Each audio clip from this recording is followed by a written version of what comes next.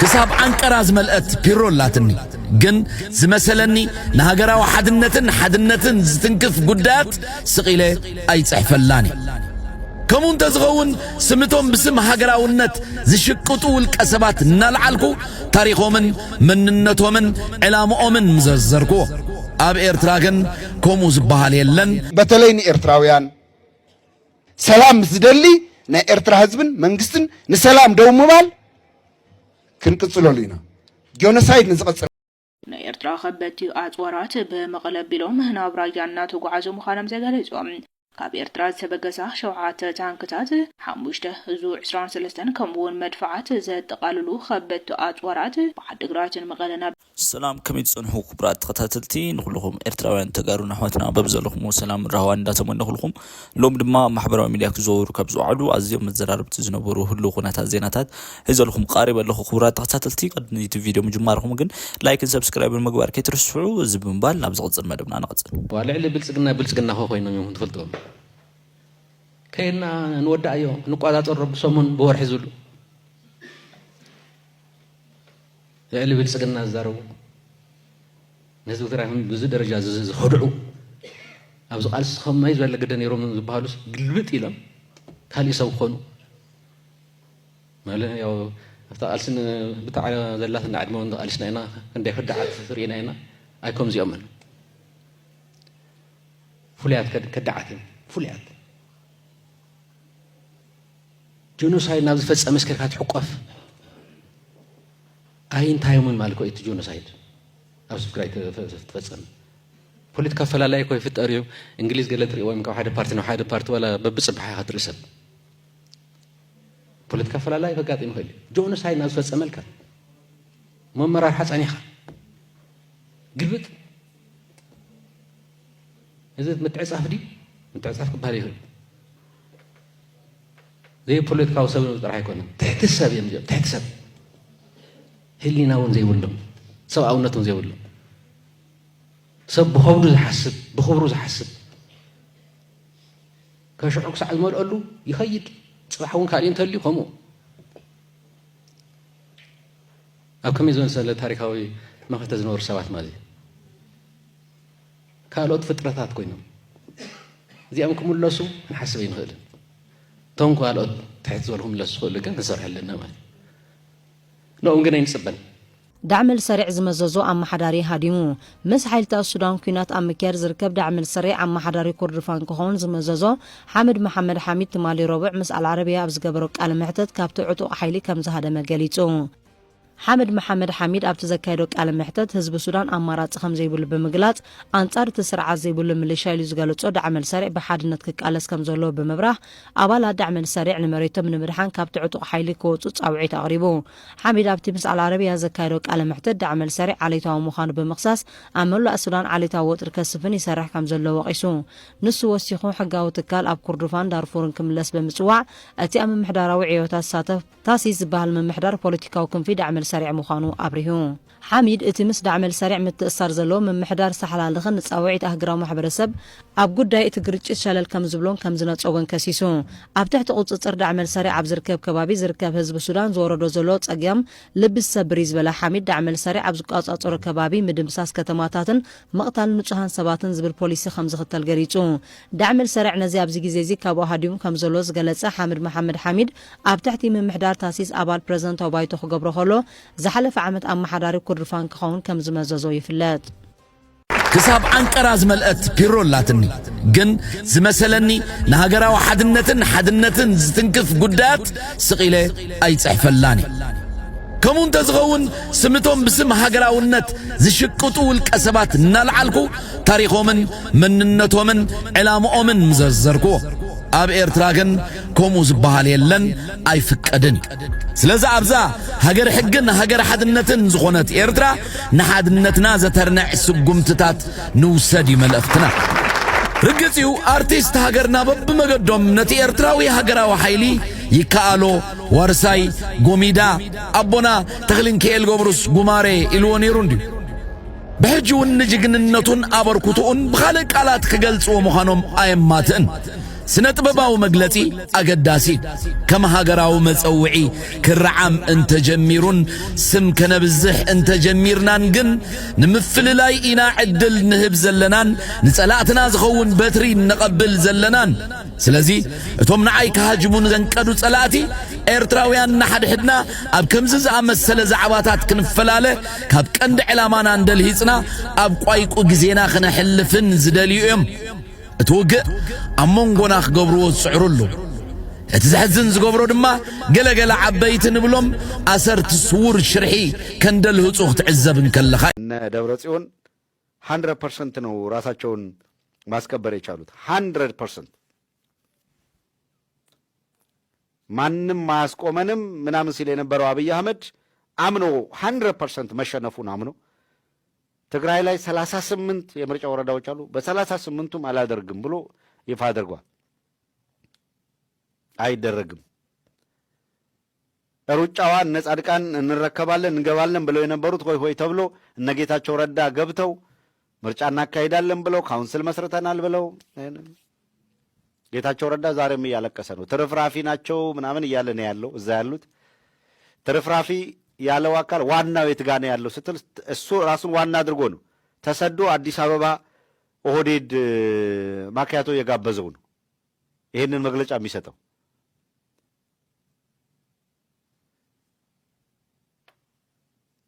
አብይ አህመድ ወደ ስልጣን ከመጣበት ጊዜ ጀምሮ ትግራይ ላይ አቴምት ያደረገው የመሪዎች ቁጥር ወደ 4 ነው አራቱንም አክሽፏል ትግራይ ላይ ያለው ኃይል አራቱንም ሙሉ ነጋ የሚባለው ሰው እየመጣ ከሸፈ ሙሉ ነጋ ሲከሽፍ አብርሃ በላይ መከላከያ ሚኒስትሩን የትግራይ ጊዜያዊ አስተዳደር ወደ ዋሬቨር ገዢ ተጠሪ ያደረገው ከሸፈ ጌታቸው ረዳ ተገዛ ከሸፈ ታደሰ ወረደ መጣ ከሸፈ ቲፔሌፍ ተመልሶ ፖፓርጎ መጣና ተቆጣጣረው ጊዜያዊ አስተዳደር በሚል 4 መሪዎችን በትግራይ ቀይሯል 4 ምስለኔ ለማስቀመጥ ሞክሯል አብይ አህመድ በፍጹም ምስለኔ አናስተናግድም ብለው ዘግተዋል ለዛ ነው በኢትዮጵያ ጉዳይ የሚታገል ማንኛውም አካል ሲመጣ አብይ ነው የሚሆነው በትግራይ ተመሳሳይ እንደ አብይ ምስለኔ ማስቀመጥ ነው የሚፈልገው ወይስ ትግራይ ላይ ካለው ኃይል ጋር በኢትዮጵያ አንድነት ጉዳይ ነው ሊነጋገርና ሊደራደር የሚችለው ይሄ ለፖለቲካ ኃይሎች የቤት ስራ መተው ነው አብይ ሲያረጋው ትክክል ያልሆነ ነገር መልሳት አታደርግም መቼም ምስለኔ ያስቀምጣለሁ ልትል አትችልም መብትም የለህም ምስለኔ ማስቀመጥ ከሌለ በህዝቡ ዘንድ እንደ ገዢ የተወሰደው አካል ማን ነው የኢትዮጵያን አንድነት ወዳለው አስጠብቃለሁ የሚል ማንኛውም አካል የኢትዮጵያን አንድነት ለማስጠበቅ ምን አማራጮች አሉት በትግራይ ከማጋ ሊነጋገር ይችላል በኢትዮጵያ አንድነት ጉዳይ ላይ የኢትዮጵያ የግዛት አንድነት ይጠበቅ ሉዓላዊነቷ ይጠበቅ ብሔራዊ ጥቅሟ ይጠበቅ ብሎ የሚል አካል እንደ አብይ አህመድ ምስለኔ ያደራጅቼ ልክና በኃይል በጦርነት እዛ የኔን ፓፔት መንግስት አስቀምጣለሁ ነው የሚለው ወይስ ህዝቡ የራሱ እንደ መንግስት የተቀበለውን አካል በድርሻው በልኩ አነጋግሬ የሚገባውን ሰጥቼ የሚገባኝን ወስዳለሁ ብሎ ነው ሊነጋገር የሚችለው በሌላውም ክልሎች ያለው ሁኔታ እንደዛ ነው የሆነ ሆኖ እዛ ጋር አሁን ወደ ሌላ ትንተና ጊዜ አንወስድም ዋናው ኢሹስም ስላልሆነ አሁን የምናነሳው እነ ብርሃኑ ጁላ ምስለኔ ባልተሳካላቸው ቦታ ላይ እጃቸውን አጣጥፈው ፉከራቸውንም ትተው አይ ምርጫ አይካሄድም በትግራይ ብለው ወስነዋል አንድም የትግራይ ተወካይ በፓርላማ አይኖርም ማለት ነው አንድም የክልሉ ህዝብ ሊመርጥ የሚችልበት እድል እንደሌለ እየታወቀ አዲስ አበባ ላይ የትግራይን ህዝብ የሚወክል የምክክር ኮሚሽን ተሳታፊ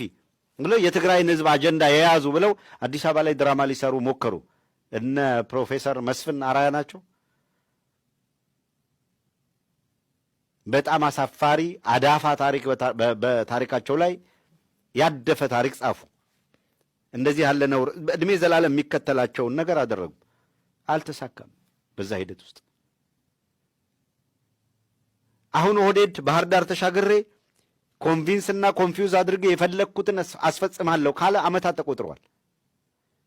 ባህር ዳር ያለው ምስለኔ ሚሊሻም አድማ በተናም ልዩ ኃይልም ይዞ የክልሉን ህዝብ ለኦህዴድ ሲያስገብር ቆይቶ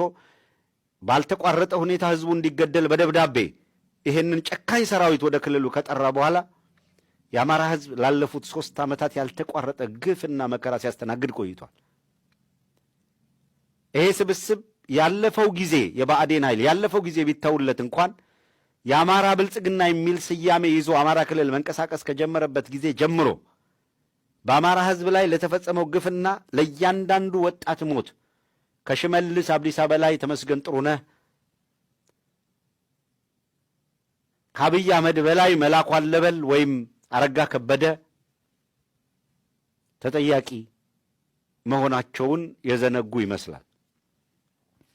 እነዚህ የወንጀል ቡድኖች ሹመትና ኃላፊነት የሰጧቸው በዞንም በወረዳም ወዘተረፈ በየትኛውም ደረጃ ያለ እርከን ያለ አካል የት ነው የሚኖረው? እዛው ማህበረሰብ ውስጥ ነው የሚኖረው። ትረስት ሚ አሁን አጅባሃለሁ፣ አስመርጣሃለሁ፣ ተወካይ ትሆናለህ የሚልህ ሰራዊት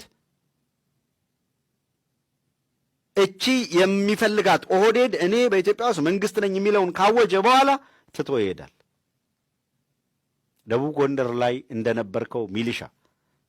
እምችን ቀን መዝግቧት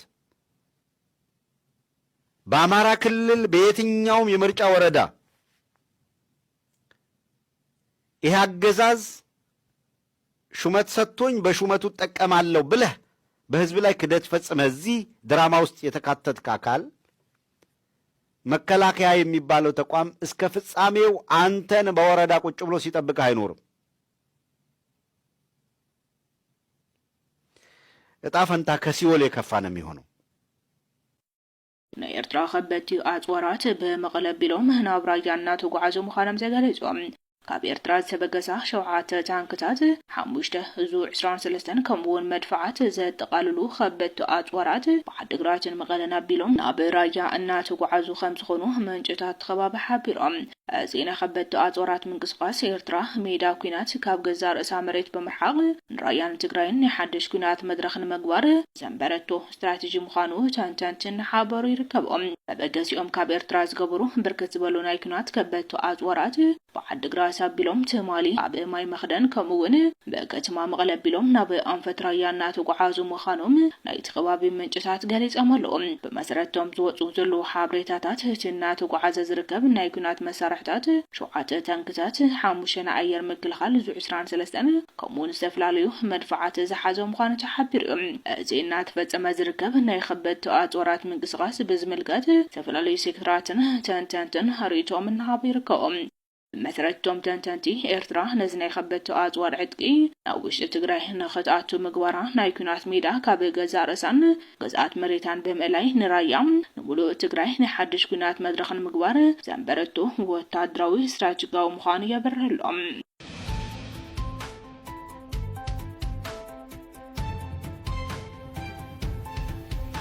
كلها تجراوي كلها نهاجر تجراي تقالاسين زخون كان زي تقارس زلها تشلخلخن تحرحرن تحبقن تحب انزل لها نخي تقادل مالك سلام كتغونيا تجراي كن تحساسبين كن وارردنا يزلك كلها ببزلك اجام توفى تقالس تقادل اوه اذا قالسي قالس زو تجراي بر قالس بچانا يخونن اذا قالسي قالس خلنا ايو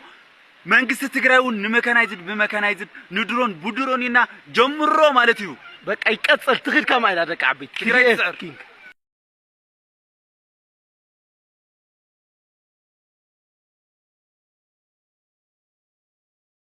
በተለይ ኤርትራውያን ሰላም ዝደሊ ናይ ኤርትራ ህዝብን መንግስትን ንሰላም ደው ምባል ክንቅጽለሉና ጆኖሳይድ ንዝቀጽል ኃይል ከዓ ኩሎም ጆኖሳይድ ዝቃወም ኃይልታት ኣብ ከባቢና ዘለው ኣምሓራ ይኹን ኤርትራ ይኹን ኣጎብ ይኹን ዓፋር ኣብ ጎኒ ህዝቢ ትግራይ ክኾኑ ኣብ ጎኒ ሰራዊት እዚ ክኾኑ ከዓ በዛ ኣጋጣሚ እዚ መልእኽትና ንሕልፍ። ከይድገም ኢና እንደሊ ዝሓለፈ ረስዕና ኣይኮነን ከይድገም ኣብ ቦርደር ኤርትራ ኢና ዘለና ግልፂ احنا ندل سلامي تقارون إرتراويان بسلام كنوري حقاو كوني احنا لو ألاوي نت بزملكت نا إثيوبيا مخان نفلتنا بحقي سيكون نتسقم سلام كندلينا سلا السلام مزدلي حزب إرترا بسلام كنبرينا ندل سلام مزدلي تخالي بحقي بسرعات يتصاري لنا جونوسايد تفصيمنا يو ازيو كقصلي نزب الحيل جن داو يبالي داو كمن بالكائنا نرقاق زلنا أما شرشا قالينا نعتو زلنا أما خد حزب تግራይ كنت قروهنا